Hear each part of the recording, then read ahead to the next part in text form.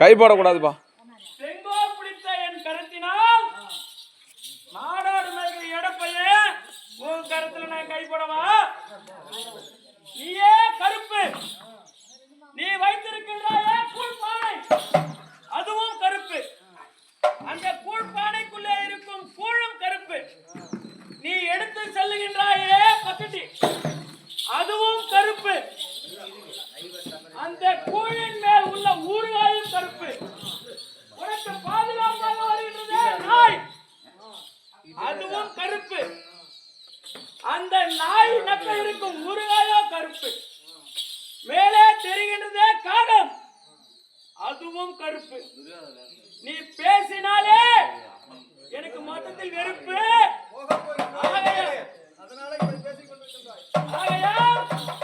யுத்தத்திற்கு தயாரிக்கிறோம். நாளை நாம் சந்திப்பதே